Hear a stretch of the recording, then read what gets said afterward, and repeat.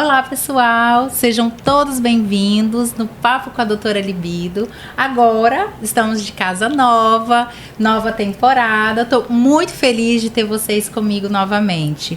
E para comemorar essa nova temporada, trouxemos um tema que é babado: ansiedade. E aí? E a ansiedade? O que ela pode alterar no seu dia a dia? Será que ela pode alterar na sua libido? E para isso eu trouxe 2 especialistas em saúde mental, o Dr. Bruno César e a doutora Monaline Ramos, que são especialistas no assunto. E vamos começar já entrando na pergunta que eu acredito que todo mundo se faz. E aí, gente, existe mesmo ansiedade, crise de ansiedade? Se existe, como diferenciar ansiedade de crise de ansiedade? E assim, claro, sejam muito bem-vindos vocês também, viu? Fico muito feliz de tê-los aqui comigo. Primeiramente, gostaria de agradecer o convite, também fico muito feliz, e é um tema que não tem como fugir, Eu acredito que todo mundo tem algum grau de ansiedade ou já passou por algum estresse que se sentiu ansioso, E ele é fruto mesmo, essa ansiedade é fruto do cotidiano, do dia a dia, Dessa autocobrança que a gente tem de ter que dar conta de tudo, E aí quando você vê, você se perdeu nesses sintomas. Então, assim... Mas, doutora, quais sintomas a gente, para a pessoa que está em casa, ela conseguir entender assim, eu tenho realmente essa ansiedade. Quais os sintomas a gente poderia identificá-los como assim, eu tenho uma ansiedade? Exato. Certo. Então, assim, tem aquela ansiedade fisiológica que é muito importante as pessoas terem, Que é o que te impulsiona mesmo, o libido de vida. A gente pode dizer que é uma ansiedade do bem, Querer viver, pular da cama, meditar, fazer uma atividade física, namorar, ir trabalhar, ter essas vontades é da ansiedade fisiológica que a gente fala. Agora, quando isso se perde e a pessoa começa a ter um grau assim de, vamos supor, irritabilidade, Aquela autocobrança de ter que dar conta e você se vê irritado, Você começa a ter alteração na qualidade do seu sono, você deita na cama e não dorme, o pensamento fica acelerado, o medo de acontecer alguma coisa, porque a ansiedade nada mais é do que medo. Para a psiquiatria, a ansiedade é igual ao medo. Então, trazendo para um termo mais leigo, é essa questão. Ansiedade é igual ao medo. Então, o medo ele nos impulsiona. Então, se você está na sua zona de conforto, você não tem o medo. Então, quando você começa a sair de casa, que você pode acontecer 1 milhão de coisas, inclusive não está acontecendo nada. Isso é um reflexo do seu medo, da sua vontade de sair e explorar o mundo. Só complementando a Mona, essa questão da ansiedade, para a psiquiatria, para a saúde mental, a gente sempre relaciona intensidade e frequência. Ter ansiedade é uma coisa normal? Mas até que intensidade que a gente já considera patológico? Quando a gente começa a ter esses sinais que a Mona falou. A gente brinca assim, a ansiedade que paralisa, Essa ansiedade que te paralisa, por exemplo, que você já não consegue ser mais funcional no seu trabalho, que você não consegue ter mais uma qualidade dentro da sua casa, por exemplo, com seus filhos, com o seu esposo, que você não tem qualidade mais, por exemplo, não tem a libido, E é legal você falar isso, porque muitas pessoas, quando a gente fala de ansiedade, elas acreditam que é uma coisa que acelera, não que paralisa, Então, muitas vezes a gente tem aquela conexão assim, estou ansioso porque estou muito acelerado, E mas não é bem assim. Mas é isso, ele está tão acelerado que ele não tem foco, que ele não tem memória, Então, assim, aí paralisa. Se você não tem foco, se você não tem memória, de tão agitado que você não dá conta de fazer nada. Então, é uma ansiedade que te paralisa. E isso está no cotidiano de todo mundo, porque hoje, as mídias sociais, então, assim, tem muita autocobrança do corpo perfeito, da mulher perfeita, que trabalha, que estuda, que tem que dar conta de marido, casa, e o homem também, que tem que ser o provedor e ao mesmo tempo. Então, assim, reflexo, dessa autocobrança, do mundo mesmo, do nosso cotidiano, de mundo globalizado, de contemporâneo. Então, assim, é comum. Eu posso falar, assim, que não é a doença do século, igual todo mundo fala, porque, igual eu tô te falando, tem a ansiedade que te paralisa, que é patológico, que a gente precisa ver por quê tá paralisando. Será que todo mundo só foca na parte psíquica? Assim, mas aí onde é que entra, né? Aí entra onde a medicina funcional, né? Exato. Eu sempre falo, né? Para mim, né, a ansiedade não é um diagnóstico final, ele é um diagnóstico de consequência. Exatamente. E não de causa, né? A gente precisa buscar a causa. Por que tá ansioso, porque os porquês, né? Qual é a causa disso tudo? Isso. E assim, pra gente entender, e a crise de ansiedade? O que difere uma da outra? O que a gente pode assim, deixar para as pessoas, porque às vezes as pessoas a gente está tão ansiosa que a gente está tendo algum sentimento, a gente, ai meu Deus, eu tô com crise de ansiedade, né? E às vezes não necessariamente é uma crise. O nome ficou bem popular hoje em dia, igual eu falei, eu desconheço alguém que não tenha ansiedade, né? Então, assim, a gente tem que identificar, igual você falou, causa e consequência. Então, por exemplo, eu bati o meu carro, né? E veio aquele misto de medo e agora aquela sensação toda, né, que acontece. E isso é uma crise de ansiedade. Só que uma crise de ansiedade pontual. Seria tipo uma exacerbação de sintomas. É uma fadiga, Exato. vamos dizer assim, uma fadiga, né? É fisiológico, não tem como, né? Corpo, mente e alma tá tudo interligado, né? Tem a questão também dos sintomas que são bem pontuais, né? Então, teve uma situação estressora e a partir desse momento, ela pode apresentar alguns sinais e sintomas típicos da crise de ansiedade ou pânico, que é a mesma coisa. Que vai ser taquicardia, sudorese fria nas mãos, dificuldade para sentir as mãos, uma sensação de morte ou de que algo ruim vai acontecer. A pessoa fica respirando muito rápido e ela fica com essa sensação de que está perdendo o controle. Por isso que a pessoa fica respirando muito forte e é nesse momento que a pessoa sente que ela está saindo, que ela está despersonalizando, está desrealizando. Então, nesse momento, a gente classifica isso como uma crise de ansiedade / pânico. Entendi. Lembrando que dessa questão, né? A ansiedade é sempre a questão do medo. Eu falo muito para os meus alunos que a depressão é o excesso de passado e a ansiedade é o excesso de futuro. Então, interessante essa analogia. Isso. Então, quando a pessoa está naquela situação. E a gente também, para a psiquiatria, a gente diferencia o que é trauma e o que é estressor, né, Mona?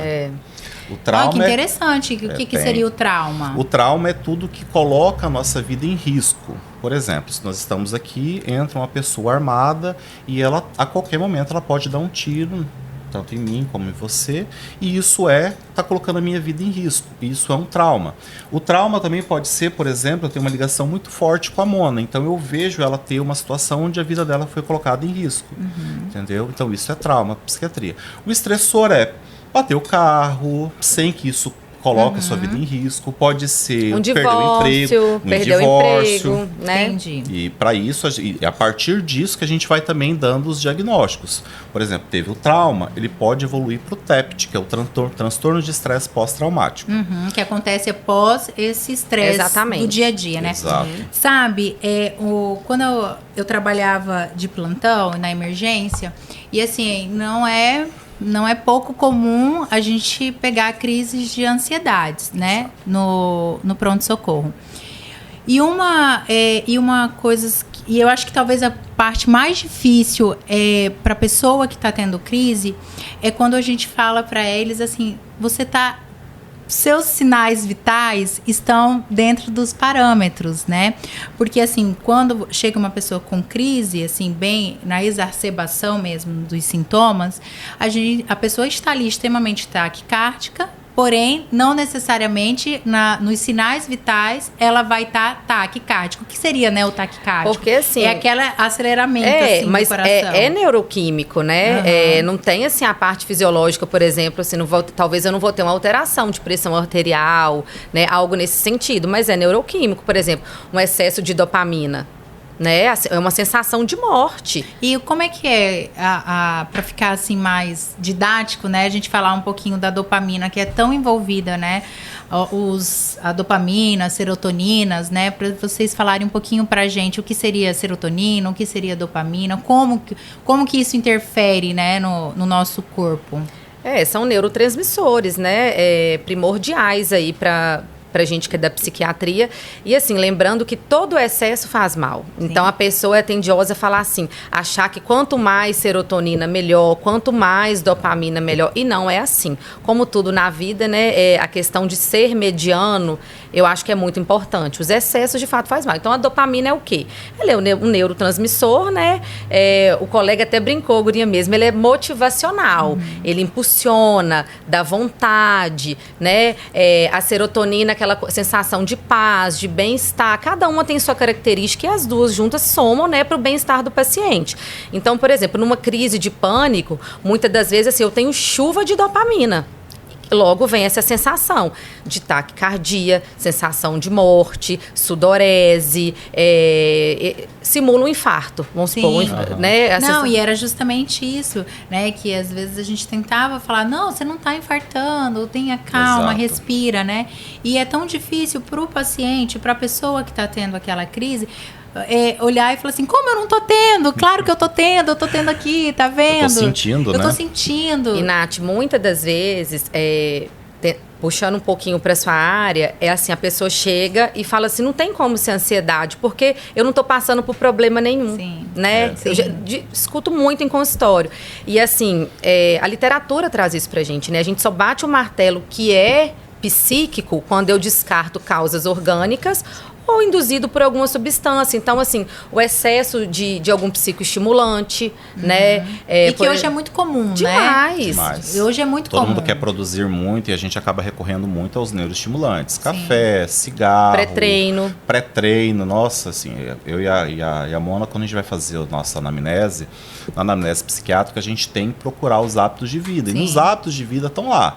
Tá o excesso de café, tá o excesso de energético, lembrando que o energético tem cafeína, tem taurina, tem muita coisa envolvida ali. Tem muita coisa psicoestimulante. E quando você usa muito, automaticamente você acaba gastando em poucos minutos, às vezes, a dopamina que você ia utilizar por horas e horas. Então, por isso que o energético, o café, o cigarro, ele dá um up.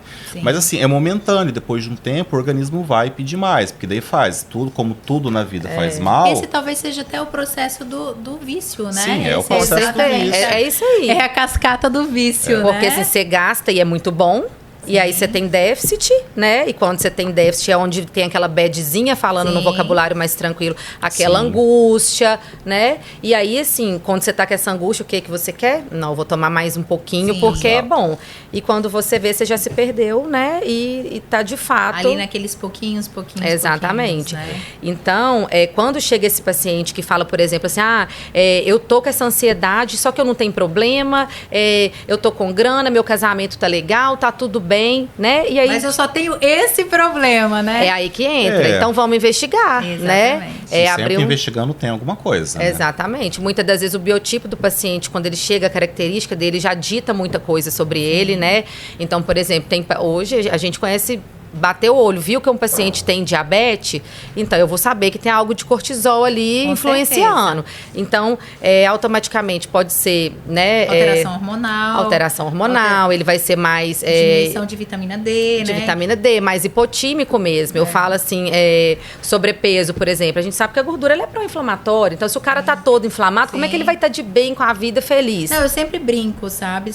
Puxando um pouquinho pra minha área. Sim. Eu sempre brinco. Eu falo, gente, ninguém acorda diabético. Ninguém acorda obeso. Nem ansioso, né? É um processo, né? Então, é preciso ver com atenção, né? Desde a parte toda neuroquímica, para metabólica, para a gente poder entender. E eles caminham junto, né? Que eu até brinco, né? Às vezes a gente vai num consultório, assim, de algum especialista.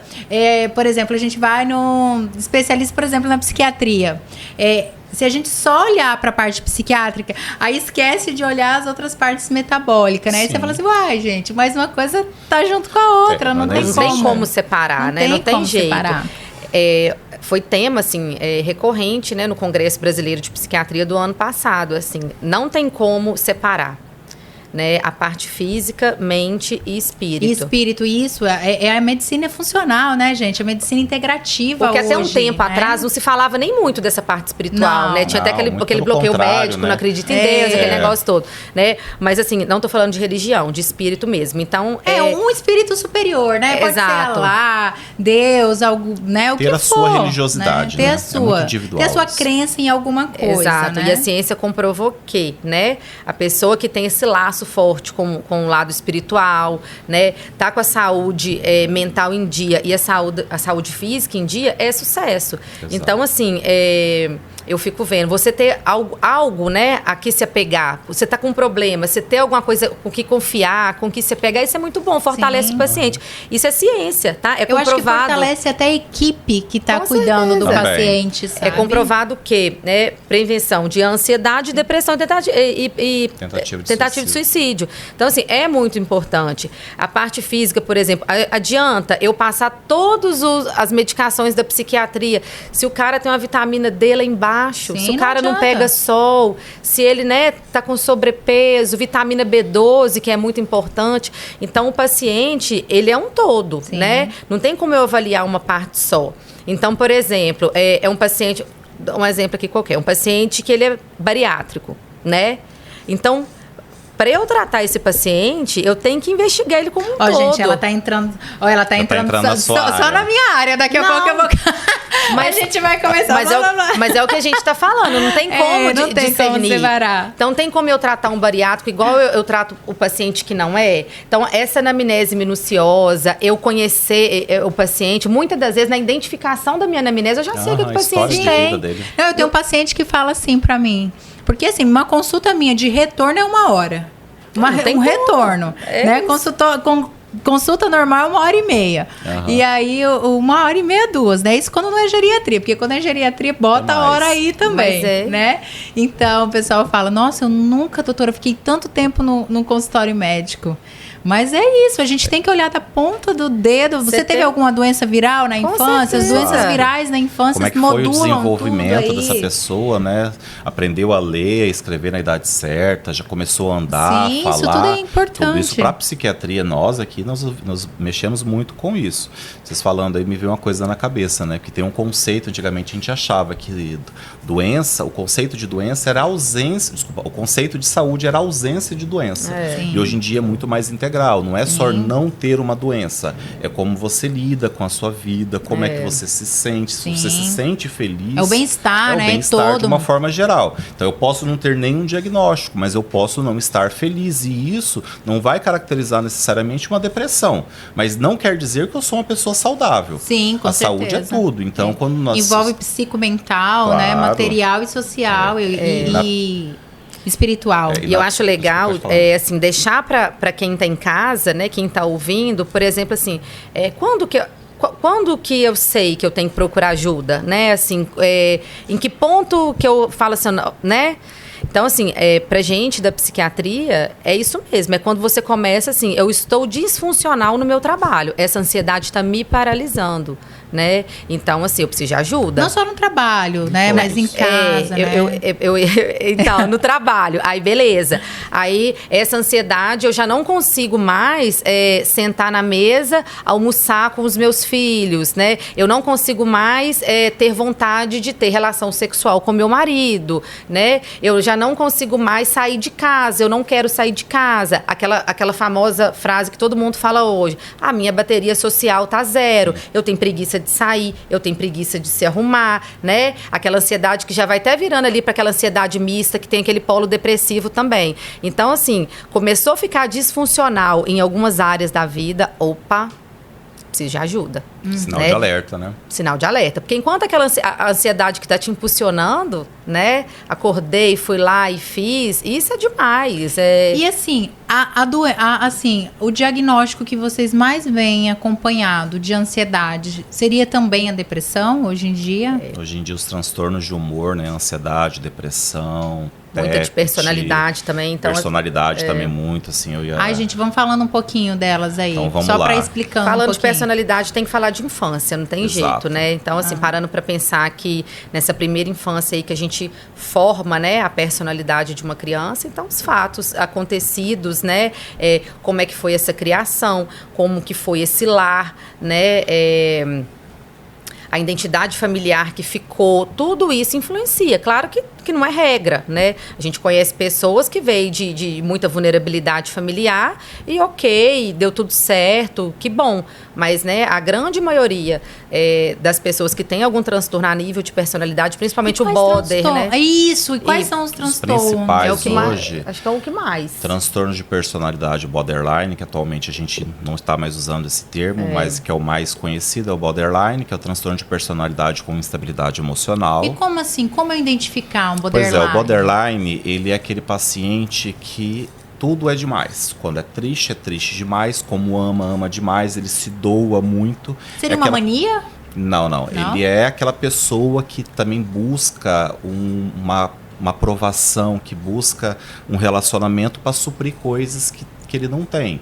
Então, o borderline é aquele que, se está hoje, estamos nós aqui, a Monaline, ela gosta de forró, eu vou perto dela, eu vou gostar muito de forró. Quando eu vou ali pro outro lado, já tem uma pessoa que gosta muito, sei lá, do funk, então eu deixo me influenciar muito fácil. O borderline também, ele ama demais. Então, aquelas mulheres que antigamente, bom, até hoje nós temos as mulheres que amam demais, tem até uma associação no Rio de Janeiro. Então, nossa, são pessoas, que interessante, sério? São aquelas pessoas que não conseguem viver a própria vida, mas acabam vivendo a vida do outro. Então, como pessoas, se fosse uma dor crônica, uma sensação crônica de vazio. E esse diagnóstico, ele é visto melhor na infância ou na fase adulta? Mais na fase de adolescente para adulto, porque eles também se cortam muito, eles têm muito essa questão da automutilação. Eles têm uma história de vida muito difícil em geral. Eles podem ter traumas como estupro, como ter sido molestados. A grande maioria, grande maioria. A maioria é mulher, é 3-1. Homens também podem ser borderline. Elas têm muito essa questão da tentativa de suicídio, geralmente fica mais na vontade mesmo. Aquelas tentativas mais frustradas, exato, sabe? Entendi. Não é aquela tentativa que a pessoa realmente consegue. E quando consegue, geralmente é um acidente. Entendi. São adolescentes também que tem muito essa questão da carência afetiva. Então, pode ser que no lar eles não tenham tido essa figura paterna ou materna tão presente, então eles acabam buscando muito isso. E quais mais os outros transtornos? São vários clusters, né? Tem vários, né? Não, mas assim, os que mais hoje está em alta, porque nós estamos na era dos transtornos, sim, né, gente? Tem o narcisista, tem o histriônico, tem o antissocial. Amiga, são vários, muitos mesmo. Tá, mas dentro de consultório.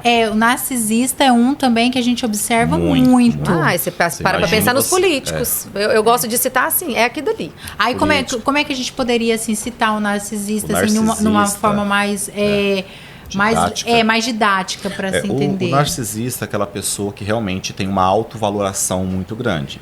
Ele olha para si, então em vez de ele ver uma pessoa, a realidade, ele vê algo maior, ele vê algo melhor, ele vê algo mais bonito. Todos nós temos um pouco de narcisismo. Os filtros. É como se ele tivesse um filtro embelezando ele 24 horas por dia. Instagram tá acabando com a gente. Mas só que ele faz isso e ele também tem dificuldade de entender que as outras pessoas também têm direitos, têm qualidades. Então pense crescer em um ambiente com uma mãe narcisista. Vai ser aquela mãe que sempre está criticando, que está diminuindo, que está reclamando. Olha, pra você ver, às vezes, falando assim, direcionando pra mãe, eu como sou mãe, e a gente sempre se coloca, às vezes a gente tá nesse processo de claro, a autocobrança para mãe é sempre muito grande, mas cobrando demais e às vezes a gente influencia até um transtorno desse numa criança. O excesso, né, de modo geral. A gente até brincou, guria mesmo, não vamos falar de tela é muito clichê, mas não tem como. Hoje gente, isso aí foram os bastidores. Isso, mas é porque é reflexo, o que a gente pega em consultório hoje é reflexo disso. Então, assim, por exemplo, o mundo contemporâneo hoje, a mulher tem 1000 funções. Antigamente, ela ficava por conta de dar atenção pro menino, brincar menino. Sim. A mulher que chega cansada do trabalho, com essa autocobrança que a gente falou anteriormente, de ter que estar bonita, ter que estar isso, esse padrão de beleza que foi imposto, que tem que ganhar dinheiro. Eu acho que isso é a parte mais difícil, sabe? porque conversando com as nossas avós, tudo, você percebe assim que eles sempre trabalharam. Por exemplo, eu venho de família muito humilde, né? Então minha família é agro, é de campo, né?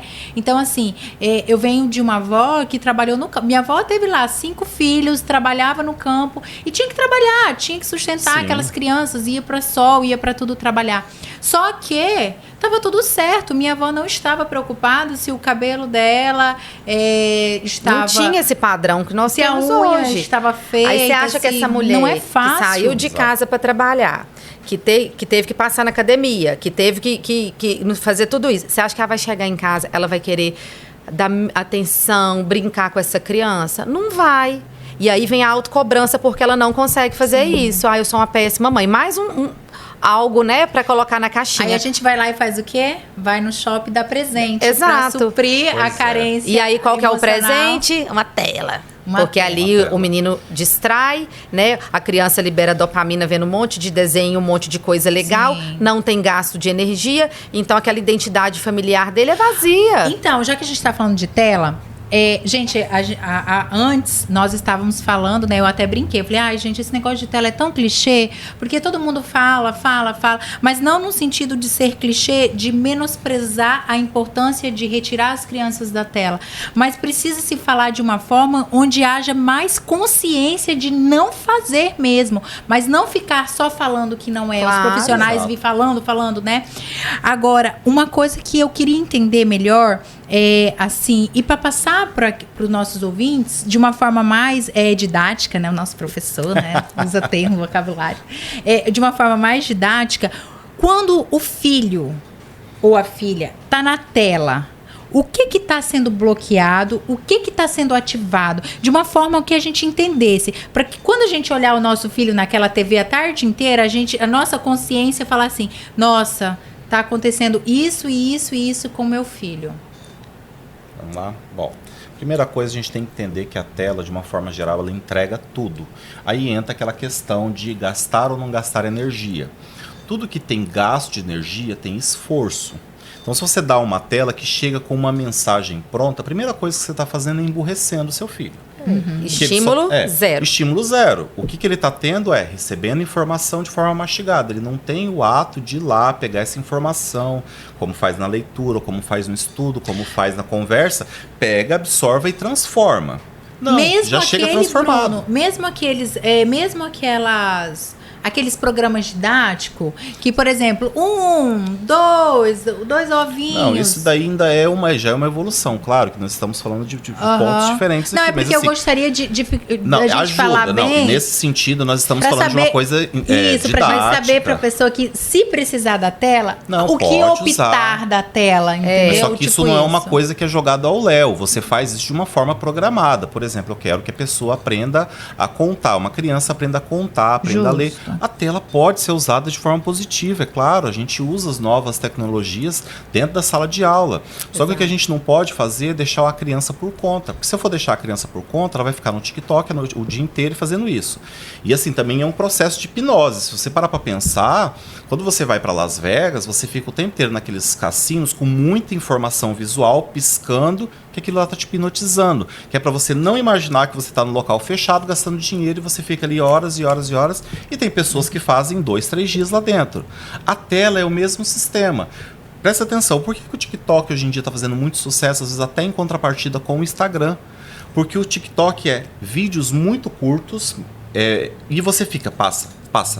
Você não, a maioria das crianças... Você não consegue parar, é tipo eles não vício. param. E assim, e hoje em dia as crianças estão até com a parte neuroquímica é de fato igual do vício, da maconha, da cocaína, a mesma coisa.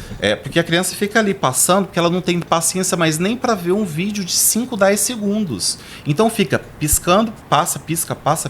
Então isso é um processo de hipnose. Soma-se ao fato de que quando você está ali olhando, é como se você tivesse num processo muito parecido com o da cocaína. Porque faz com que você libere dopamina, que é uma delícia. Sim. A pessoa que usa a droga e fala droga não é gostoso, isso é mentira. Agora a gente tem que mostrar que a verdade É um prazer momentâneo no qual você não gasta energia e que você vai ter um prejuízo a médio e a longo prazo. Com certeza. E as telas são a mesma coisa. Lembrando da nossa evolução natural. Quando a gente está na frente da tela, quando nós estamos com a luz, acordamos, nosso quiasma óptico se abre e você começa a produzir cortisol, ansiedade, produz serotonina, noradrenalina e dopamina e você sai para a vida. Vai lá, nas cavernas, nós saímos das cavernas, íamos lá e caçávamos.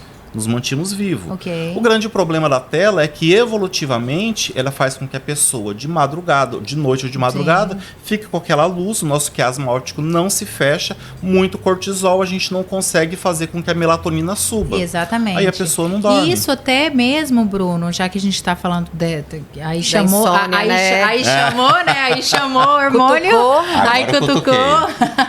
Então, assim, você vê que hoje não só as telas, mas já tem muito estudo. Agora no seminário internacional que eu tava, gente, o tema, quando a gente falou sobre melatonina, luz elétrica. Isso é verdade. A luz elétrica tá batendo em cima, mostrando que a luz elétrica hoje é um dos grandes vilões por causa da melatonina, porque a melatonina ela começa liberada a partir das 18 horas, ela já começa, o cortisol começa a descer, né? E a melatonina subir. E quando você tem... Só que o nosso corpo, o nosso cérebro, ele não entende o que é luz solar e o que é luz elétrica. Exato. Quiasma captou luz, alerta. Alerta.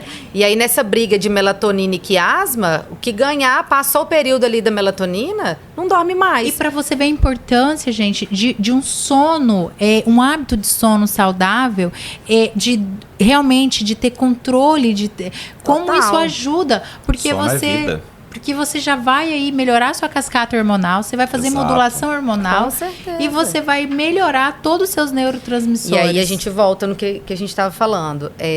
Você tem noção tanto de criança que tem problema com insônia hoje? Muitas. Gente, nossa, Eu tenho 36 anos. Na minha época, eu não... Jamais. Você brincava o dia inteiro na rua, você tinha gasto de energia, que é uma coisa muito importante também. Então, se você tem gasto, seu corpo está exausto, você quer descansar, né? Hoje, não. Então, essa criança não tem gasto de energia. Então, assim, falando para a mãe que está em casa... Não se cobre tanto. Você que trabalha, você que quer ser mãe, que quer ser fitness, que quer ser tudo. Ok, você vai chegar... Vai ter dia que você não tem paciência com o menino. Mas assim, não tem que ter essa autocobrança, mas ao mesmo tempo tem que ter algo mediano aí. O equilíbrio, né? O equilíbrio. Tipo assim, hoje eu não vou malhar, hoje eu vou ficar um pouquinho mais com a criança, hoje eu não vou ficar com a criança, hoje eu vou fazer isso. Não se cobrar tanto, né? Mas ao mesmo tempo, essa criança precisa ter uma identidade familiar. É porque eu brinco, sabe, Mona? Quando a gente começa a se cobrar demais, nós começamos a ser doentes, cuidando de pessoas que nós estamos adoecendo. Exato. Porque nós que adoecemos, acaba virando um né? feedback negativo, né? Exato. E o ambiente é extremamente importante, assim. Eu acho que isso aqui eu adoraria que todas as pessoas que estão em casa, as mães e os pais, dá um legado muito importante para o seu filho. Sono. Ensinar seu filho a ir dormir, dá 8 horas, já começa a diminuir as luzes da casa, deixa ele já de banho tomado, jantinha. Até o tom de voz da família já tem que dar o tom de voz, a gente até fala muito isso, assim, o tom de voz já vai diminuindo, a criança vai desacelerando. Acho que 20 horas para uma criança ali até os 10, 12 anos é um horário bom para a criança ir dormir. Conforme ela vai envelhecendo, ela vai tirando, vai saindo um pouco desse estirão do crescimento. A gente já pode esperar ali umas 21 horas. Mas naturalmente isso acontece, né, Bruno? Você vê que a gente é adolescente, criança, na nossa época, que era outra época, naturalmente, no início a gente dormia mais cedo, depois vai dormindo mais tarde, exato. E aí vai. Mas só que a gente não pode atropelar as coisas, então tem que deixar muito claro que essa família tem que se programar para dar esse legado para a criança. Quando você ensina ele a dormir no horário correto, que a noite ela foi feita para dormir, não evitar as telas. A criança fica na tela o dia inteiro, por causa da escola, por causa dos cursos, coisas que a gente faz hoje em dia que são... As telas, elas são inimigas até certo ponto, mas elas também nos ajudam muito. Sim. Agora, no período noturno, ensinar para a criança que dá umas 8 horas ali, a criança já tem que estar desacelerando para ela poder dormir. E assim, falando de cursos, outra coisa que eu observo também, que a gente está tão ligado a 100%, porque assim, ninguém mais aceita ser 90%. A gente quer ser 100%. Eu cheguei à conclusão que hoje em dia, claro, a gente associa muito a palavra medo com ansiedade. Mas assim, igual nós falamos, que é consequência, né? Não é causa. É a autocobrança. E aí eu percebo que a gente transfere muito isso para as crianças. Total. Eu conheço crianças que, assim, segunda-feira, de manhã vai para a escola, à tarde vai para o inglês, aí depois do inglês vai para não sei onde, vai para não sei onde. Tipo assim, a criança, sinceramente, das 6 horas da manhã até as 6 horas da tarde, ela tem todas as atividades. Assim, eu não tô dizendo que é errado. E que horas que ela brinca, Exatamente, eu não tô dizendo que é errado fazer atividade mas é excessos, né? Todo excesso, ele é prejudicial. Sim. Então, essa criança precisa ter identidade de família. Ela precisa sentar na mesa, né? E conversar com... Tem criança que não sabe nem a voz do pai. O pai tá chamando, ela tá ali, ó. Não lembra da voz do pai. Porque não tem essa identidade de família. Né, gente? Mas é verdade. Gente, todo mundo que vai no restaurante hoje vê essa cena, por favor. A família que era pra estar almoçando harmoniosamente, conversando, se conhecendo, não tem isso. Tá conversando pelo celular com pessoas.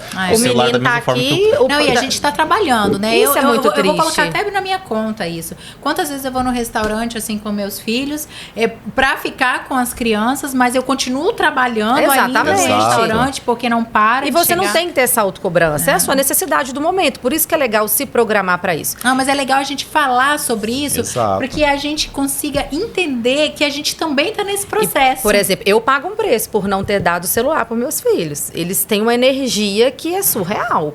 Então, é o menino, se quebrou um vidro no condomínio, filho de quem que é? O meu, porque tem isso também. Espoleta, né? Total, porque quer gastar energia, Sim, né? A gente então você coloca no futebol, a gente, né, tenta brincar, mas tem dia também que eu não quero. Não quero dar atenção para menino porque eu tô cansada e eu me permito isso. Eu falo que Deus deu outro dia pra gente recomeçar. Não tem regra, não tem que ser assim todo dia. É o que eu brinco muito com as mães. Menino dormir sujo não mata menino. Você já viu sujeira matar alguém? Nunca vi, porque fica muito... mata, não. Quantas vezes a gente já dormiu sem tomar banho, Nossa, gente? A amiga fica toda... Era uma felicidade, né, amiga, que a gente podia dormir. Fica mais a gente que foi criada em sítio. Quando tá frio, então. Não, nem sabia que tomava banho todo dia, não, menina. A produção tá até se cheirando aí pra ver. Mas, então, assim, essa autocobrança mesmo das mães. As mães agora, tipo assim, ai, não pode açúcar, ai, não pode isso, ai, não pode aquilo. Gente, a palavra é ser mediano. Sim. Eu acho que o equilíbrio, né? Isso, porque tá surreal, né? Então, ter um filho que era para ser algo prazeroso, complementar a família, para muitos, né, que tem vontade de ter, tá sendo a causa de muitos divórcios, causas de um estresse muito grande por conta dessa autocobrança. Então, assim, choro não mata menino. Deixar chorar um pouquinho mata? Não mata, bom. Não, gente. Ele também tem que aprender a lidar com os próprios sentimentos. As frustrações, né? Exato. A criança tem que se frustrar, ela tem que aprender que nem tudo na vida vai ser sim, algumas coisas vão ser não e tá tudo bem. Isso. E algumas vão não ter resposta. Exato. E aprender a lidar com momentos que você não sabe o que vai acontecer. Outra coisa, a criança tem que ter noção de valorizar as coisas, de valores. Então, por exemplo, não estou julgando, mas, por exemplo, a criança tem... Você fala um não, é legal. Você tem dinheiro para comprar isso aqui que custou R$5. Mas não. Aí, Thiago, dizendo que custou R$5. Não, tô dando um exemplo. Xícara. Caríssima, né? Porque eu falo assim, às vezes a gente só fala não pra coisa cara. A gente só fala não pra coisa cara. E você chegar pro seu filho e falar assim, não, hoje a mamãe não vai levar. Então ele já vai ter noção que o barato também, ele pode ter um não no barato, ele pode ter um não no caro, né? Valorização de respeito, respeitar os mais velhos. Seu pai falou que não é não. Falar não. Essa hierarquia, cara, tem que ter. Por isso que tá tudo muito perdido. Sabe uma terapia que eu acho muito legal dentro, assim, da psiquiatria, psicologia. Tomara que fale do mindfulness. Não, eu ia falar da constelação. Também, constelação familiar. Gente, eu acho que a constelação familiar hoje assim, essa hierarquia, ela retraz isso de uma forma tão a psiquiatria singular. Tenta fugir disso, você sabe, né? A psiquiatria tenta fugir, mas não tem jeito. Eu, por exemplo, eu não sei, eu fugi da psiquiatria, né, não, amiga? É porque assim... ainda tem. Eu corri da psiquiatria. Pra quem não sabe, ainda tem algum receiozinho com essa parte da psicanálise, né? A psiquiatria vai muito ali no TCC, que é a terapia cognitivo-comportamental. Jesus tomar conta, porque eu particularmente, eu não dou conta, né? Porque eu quero falar com a pessoa, eu quero que a pessoa me responda. Eu não aguento ficar com a pessoa assim, ó. E o calada, né? Eu, por exemplo, só fala comigo. Eu tenho uma paixãozinha pela psicanálise, tanto que eu tô em formação também para psicanalista. Eu acho que esse autoconhecimento, entender como é que foi a formação dessa criança, né? Se teve vulnerabilidade familiar. Eu te falei que eu fiz 1 ano, né? É bom, não que eu fiz, né? Eu fiz 1 ano de regressão, mas né? Terapia. Exato. Fiz 1 ano. Gente, é bom demais. Todo mundo deveria fazer porque aquilo. a forma com que você enfrenta as suas frustrações, as suas alegrias, é da construção que foi feito lá. Que a constelação vem te mostrando. Exatamente. Tudo isso, esses né? recursos que você tem para lidar com os nãos da vida, né? A forma com que você mata esses leões por dia é fruto daquela construção ali, né? Gente, agora outro cenário que a gente tá vendo, que assim tá bem real, né? É o envelhecimento. As famílias, né? A gente ainda tem famílias que optam por ficar com seus idosos, né, cuidando. Claro, algumas têm condição, coloca ali um cuidador para auxílio. Exato. Algumas outras não têm essa opção, então elas mesmas se distribuem ali para gerar aquele cuidado do idoso. E assim, eu, claro, dentro da minha área, que vejo que os idosos também, não só os jovens, nem só são as crianças, mas eu vejo que hoje o que eu tenho de idoso que usa medicamento, né, para polifarmácia, né? As polifarmácias parece que vem com a idade, né? Você fez ali 60 anos, você já começa a ganhar vários comprimidinhos, né? Mas eu percebo que essa ansiedade, esse diagnóstico, ele está muito também ligado ao idoso. O idoso também, de uma certa forma, por mais que ele não viveu essa geração do 100%, de uma certa forma isso também está refletindo muito nele, né? Demais, e dentro do consultório de vocês, como é que tá? Como é que chega os nossos idosos para vocês? Muito também, né? Tem a questão fisiológica, né? Que esse idoso ele vai perdendo aí ao longo do tempo. Que isso é outro problema. Isso é um problema para ele. Claro, né? ele vai perdendo essa coisa neuroquímica mesmo, essas funções e vai perdendo hormônios, tudo que contribui para uma melhora. E aquelas coisas do dia a dia, quando a gente fala, né, neuroquímica, como ir ao banheiro sozinho. O idoso, ele vai perdendo a autonomia, né, ao longo do tempo. E além de perder a autonomia, isso é muito natural. Os filhos vão casando, vão tendo a própria vida, vai dando aquela afastada, já não consegue ter aquele convívio que tinha antes, né, somado a isso, perder a autonomia, ficar os filhos distantes, tem essa questão mesmo, né, neuroquímica, que é da senilidade mesmo, ele vai perdendo tudo isso. E também eu vejo, sabe, Mona, que não é fácil, Bruno, não só para o idoso, mas para os familiares, família, né? Como é difícil, como a gente tem que ter um olhar mais solidário para quem está no processo, Com né? certeza. Porque quando vem no meu consultório, geralmente vem o idoso com acompanhante, cuidador, né? né? 1 ou 2 acompanhantes. Olha, Bruno, tem mudado. São Paulo, eu atendo muito com o cuidador. Exato. Mas aqui em Rondônia, eu atendo muito com o familiar. Exato. Que eu fico muito feliz de chegar os familiares. Sim. Só que você olha no semblante do familiar, você olha e você sabe que aquela pessoa não está bem. Com certeza. Né? Então, é meio que desesperador enfrentar tudo isso. É igual um bebê novo que chega em casa. Então, eu acho que a palavra-chave é se programar mesmo, amiga. Tipo, para dar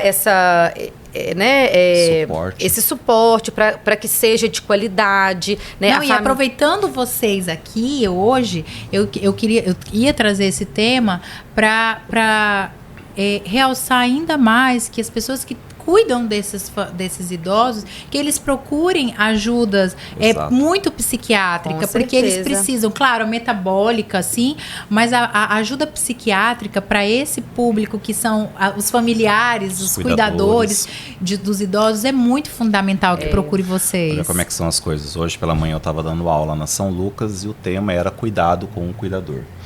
Porque o cuidador, são 2 figuras. O cuidador profissional, aquele que tem a profissão, que geralmente são enfermeiros, técnicos de enfermagem, que vão para as residências cuidar dos idosos ou das pessoas que estão doentes. E também tem o cuidador familiar, que é aquela pessoa que quase que doa a própria vida para cuidar daquele ente querido. E os dois, igualmente, eles podem sofrer danos psiquiátricos, danos psicológicos pelo todo o processo. Primeiro, quando é um cuidador que está cuidando de um paciente em terminalidade, que é aquele já cuidado paliativo, aquilo tem um peso para o cuidador muito grande, porque ele sempre fica se cobrando, será que eu dei a medicação na hora certa? Será que eu estou cuidando bem? Será que fulano está dormindo? Então, tudo isso traz um dano psicológico muito grande. Até paliativar um paciente, sabe, Bruno? Eu vejo que hoje, é que esse é um outro tema, né? Assim, eu já ia ir para esse gancho, porque eu falo assim, são coisas que adoecem a família. Exato. Não é o paciente em si. Então, assim, estar com um paciente acamado, por exemplo, um pós-AVE isquêmico, por exemplo, esse paciente acamado, que é uma adoece. A AVE isquêmica é um acidente vascular, tá, gente? Então, assim, esse neuropata, vamos dizer assim, ele adoece a família, né? Tem uma demanda.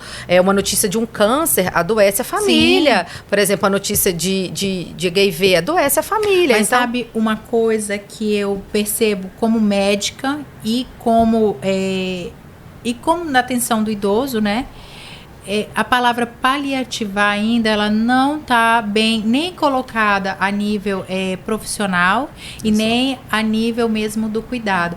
Porque quando a gente fala em paliativar, soa para algumas pessoas que a gente está do tipo assim, deixa morrer. Isso, ou acelerando algo, né? Ou então não vamos fazer absolutamente mais nada porque o fim está chegando. E não é bem isso. Então, assim, esse realmente o momento da paliativação, eu acho que é o momento que a psiquiatria tem que estar, assim, de braço dado com o geriatra, com o paliativador, com a família. Esse tratamento conjunto. Nossa, muito. Né, E assim, gente, claro, né? O papo é uma delícia. Se eu pudesse, eu ficava aqui a tarde inteira, né?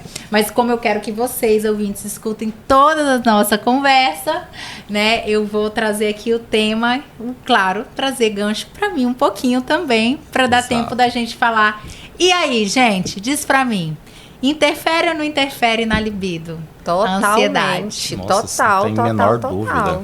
Eu também concordo com vocês. Se você parar para pensar que, né, a ansiedade, ela te tira do foco, irritabilidade, insônia, né? Então, assim, falando até do libido de viver, não só o sexual, mas o de viver em si. Do prazer em todo, né? Como essa pessoa vai ter prazer? Sim. Né? Se ela tá irritada, se ela nem se conhece mais. Então, sabe, rapidinho, contando um paciente, eu não tô falando o nome dele, mas ele vai saber que é ele, porque se ele escutar aqui, eu pode. Mas ele chegou pra mim exatamente com assim... Você descreveu o paciente para mim antes. Ele chegou, doutor, eu não tenho problema financeiro, eu não tenho problema no meu casamento, eu não tenho problema com nada. Eu só tenho problema porque eu não consigo mais ter o mesmo gás na libido, principalmente na libido sexual que eu tinha. Aquele despertar do cheiro, aquele tato que antigamente me motivava, hoje não motiva mais, né? E eu olhei os exames dele, tudo normal, né? Vitamina D lá em cima do jeito que eu gosto, né? Com aqueles níveis mais altinhos, B12, né? Tudo certo. Ok. Só que ele, olha o processo, eu já era a 4ª médica que ele procurava. Então ele foi numa primeira médica e essa médica falou pra ele assim, não, vou fazer tal coisa pra você e você vai melhorar. Ele seguiu o protocolo, né, o procedimento dela, só que ele não melhorou. Só aí já causa uma frustração e uma ansiedade. Exato. Né? Foi pro outro, mesma coisa. Foi pro terceiro, mesma coisa. E quando ele chegou em mim, ele falou assim, olha, você é minha última tentativa. É agora ou nunca. É agora ou nunca. E eu citei pra ele, eu falei assim, mas você já parou pra pensar que isso tá mais preso numa ansiedade? Não, doutor, eu não tenho ansiedade. Eu falei, você talvez não tinha. A partir do momento que você se autodiagnosticou que havia um problema ali e que você foi atrás de um diagnóstico e um tratamento que não resolveu, aquilo virou uma bola de neve na tua cabeça. E ele, não, doutora, mas será? Eu falei assim, mas com certeza. E o paciente hoje é um paciente imediatista.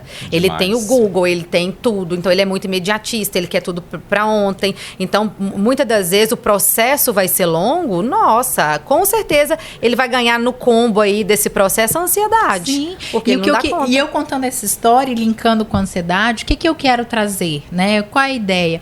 A ideia é que as pessoas que também acham que não tem nenhum problema problema de ansiedade, mas está paralisando alguma coisa na sua vida, que você vê aquela mudança, que não deixem passar despercebido e que procurem, né? Um profissional ligado que possa tratar a ansiedade dele. Porque esse é um paciente clássico que desenvolveu ansiedade por um pensamento constante de algum problema. Pensando nesse paciente aí, que ele falou assim, não tem mais o estímulo do cheiro, do gosto, do tocar. A gente pode pensar na ansiedade, que a ansiedade ela cursa muito com uma falta de concentração e geralmente a pessoa ela nunca está com a cabeça onde os pés estão. Por exemplo, eu estou aqui, mas eu já estou pensando no que eu vou fazer daqui 1, 2 horas. No consultório dele, gente, ele já está pensando. Então a gente está sempre com a cabeça mais para frente. Inclusive na parte sexual, isso também acontece.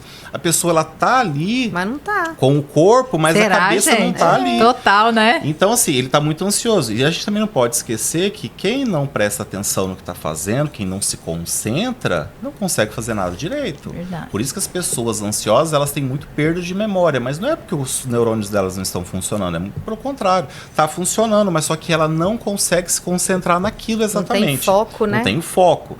Aí é que entra, a pessoa chega no nosso consultório e fala, olha, eu não tenho mais concentração, eu sou TDAH. Não, é aquela pessoa tão ansiosa que não se concentra em mais nada. Olha que conceito importante. É o que mais tem hoje. Porque hoje tudo é TDAH. Não desmerecendo o diagnóstico e a doença, gente. Claro. Porque a doença é séria. Existe. E o diagnóstico ele tem que ser preciso, tá? Só que assim, o que a gente não pode é banalizar uma doença onde tudo virou aquilo. Com certeza. As pessoas...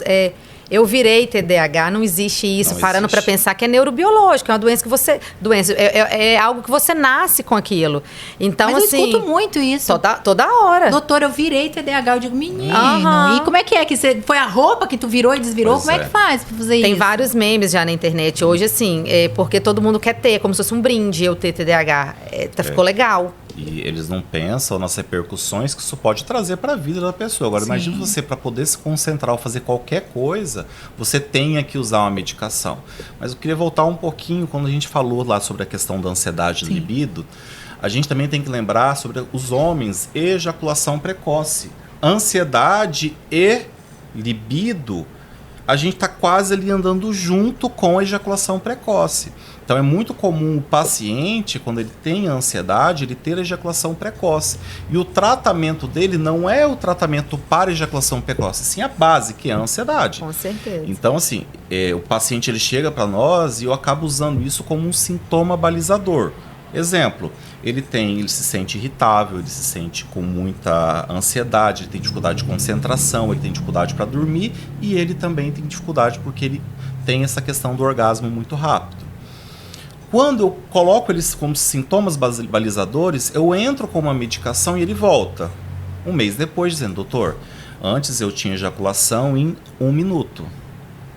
Eu não dava prazer para minha parceira, para o meu parceiro. E agora, com a medicação, eu estou conseguindo ficar ali 15 minutos. Olha o salto de qualidade de vida desse. E quando eu tratei a libido dele... Eu tratei a libido dele e da esposa e do esposo automaticamente. Sim, com certeza. Lembrando que as mulheres também têm essa questão da ejaculação precoce. Isso seria até uma coisa legal, mas para algumas pessoas, para algumas mulheres, isso acaba se tornando um problema, porque ela é ansiosa. Tabu falar disso também, né? Elas não querem tabu falar também. E tal. Assim, Nossa, eu super quero falar aqui, até de tarde, sobre isso. Não gozar é uma coisa ruim, mas também gozar muito rápido e você não conseguir seguir o mesmo ritmo do seu parceiro, isso também pode ser um problema muito sério.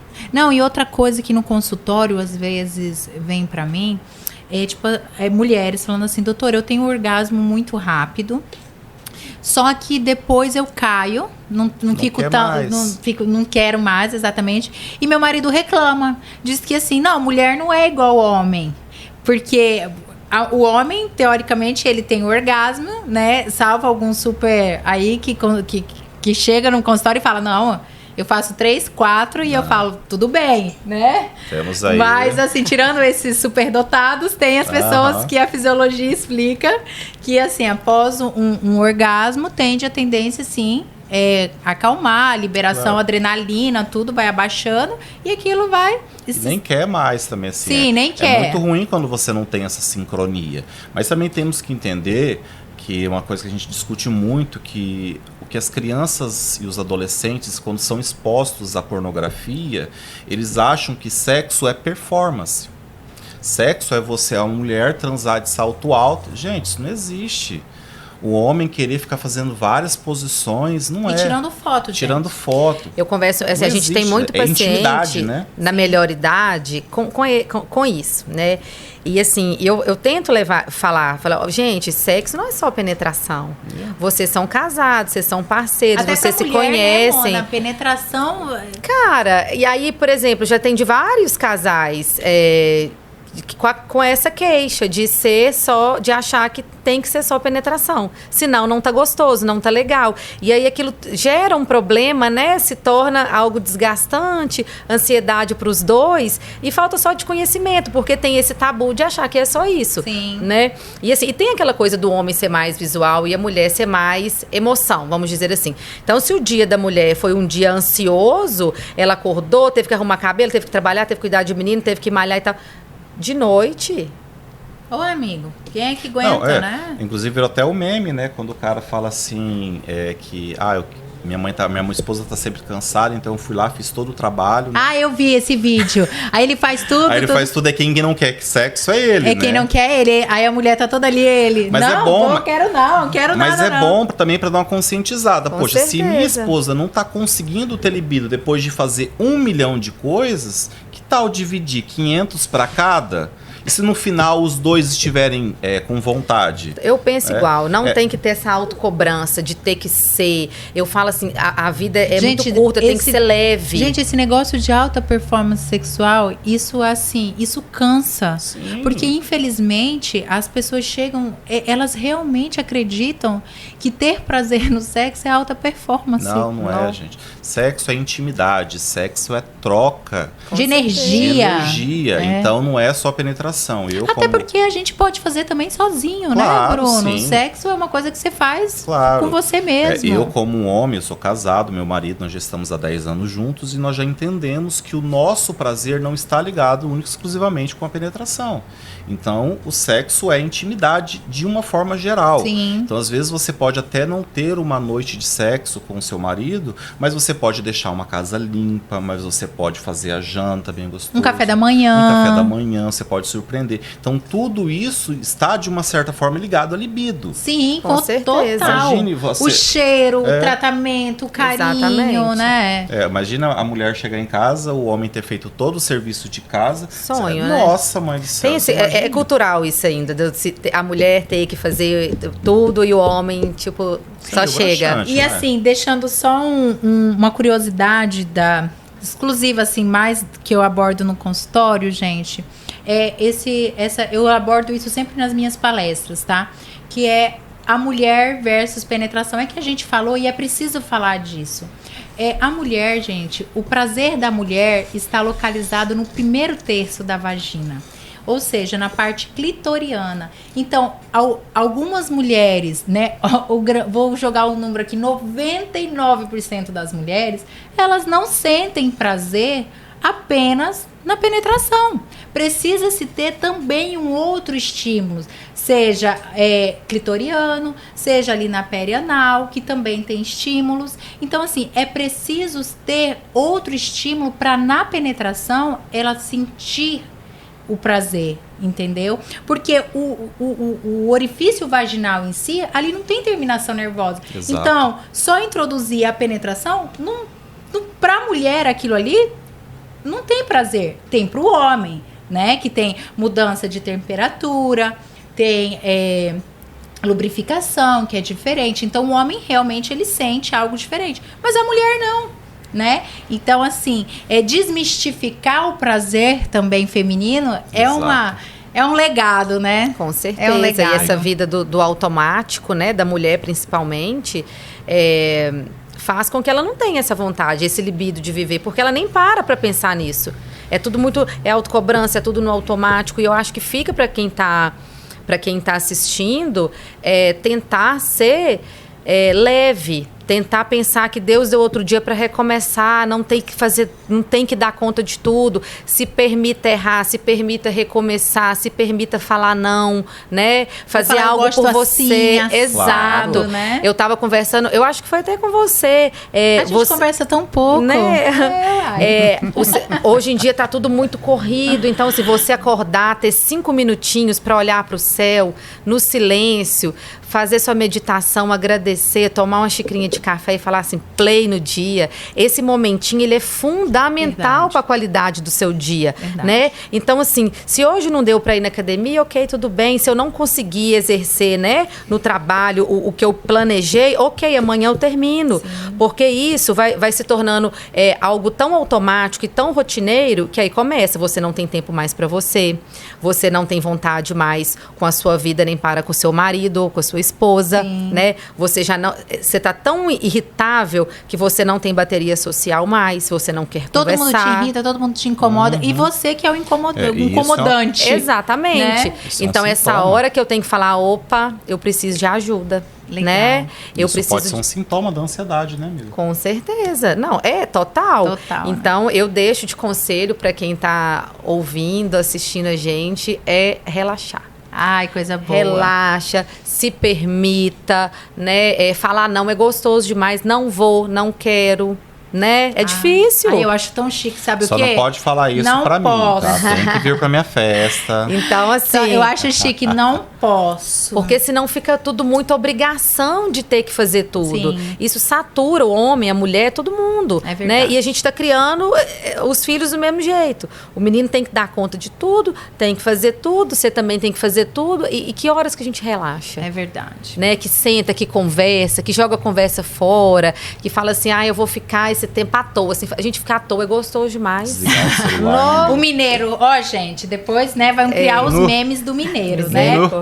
Gente, olha só, vamos começar a nos despedir. Esse assunto de ansiedade, a gente ficaria aqui assim uma semana no mínimo porque a gente falando. não é ansioso, tá, gente?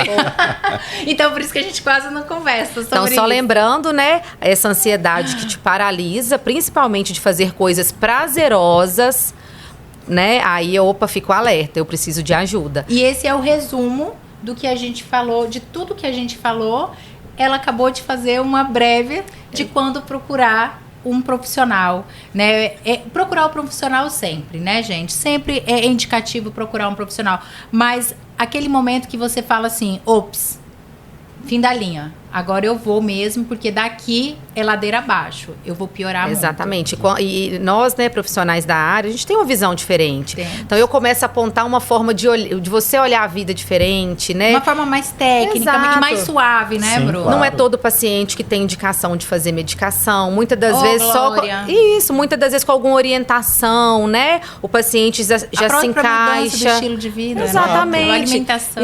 Então, a psiquiatria funciona assim. O paciente chegou, eu tenho que descartar a causa orgânica. Eu já vou pedir aqui alguns exames laboratoriais. Tá tudo ok? E na nossa conversa a gente vai identificar o que tá, né, ocasionando essa ansiedade. Vamos tentar ajustar uma coisinha aqui, vamos tentar respirar aqui, né, essa autocobrança. Por que tem que ser assim? E se for assim, né? E aí as coisas vão se encaixando e vai dar tudo certo. A psiquiatria, por muito tempo, ela teve, né? Ela ficou muito distante. Hoje eu falo que é até luxo ter um psiquiatra para chamar de meu. Mas antigamente, todo mundo falava assim, só vai quem é doido no psiquiatra, não era assim?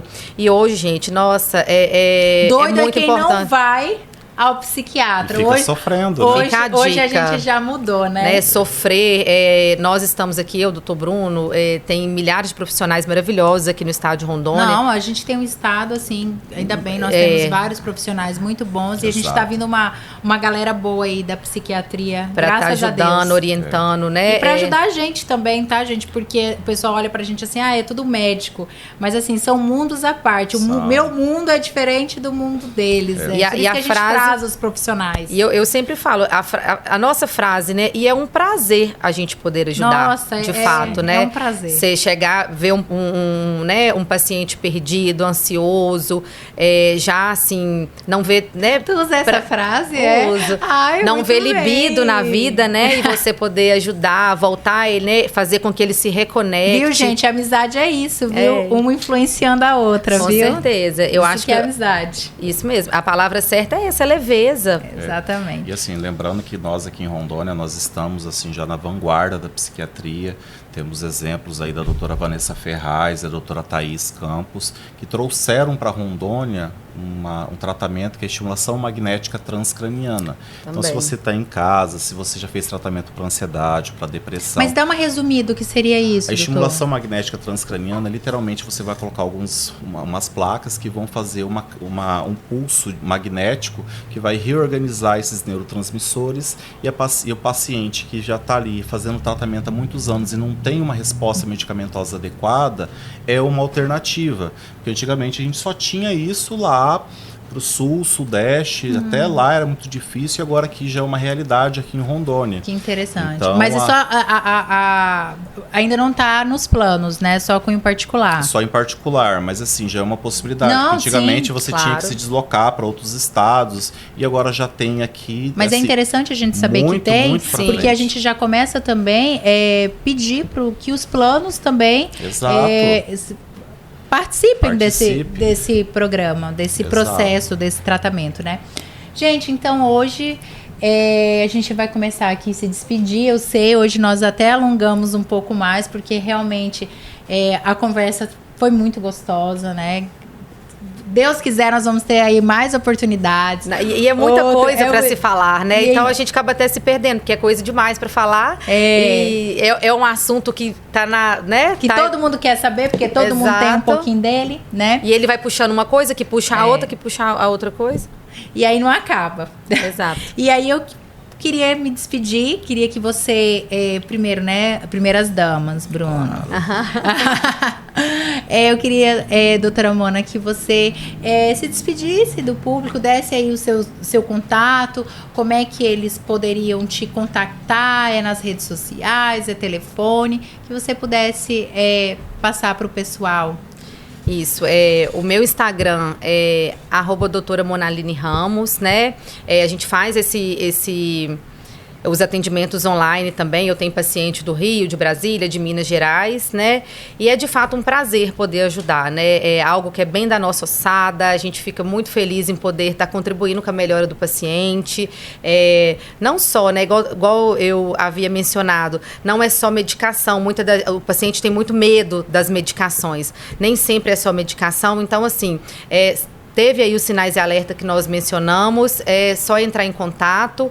Com o meu Instagram mesmo, tem o link, né, que o paciente clica e já tem todas as informações. Na bio, né? Na bio, tem todas as informações. E é isso, vai ser um prazer poder ajudar. Okay.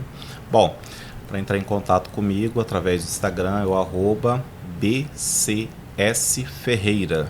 São as iniciais do meu nome, BCS Ferreira. E lá tem o link na bio que vai diretamente conversar com a minha secretária, pode marcar uma consulta, eu faço muitos atendimentos online. Tanto eu e a Monaline atendemos muito pacientes da região sudeste, centro-oeste, do nordeste. Então a gente consegue, através desse atendimento, enviar as receitas e todo o plano terapêutico para esse paciente, tudo assinado.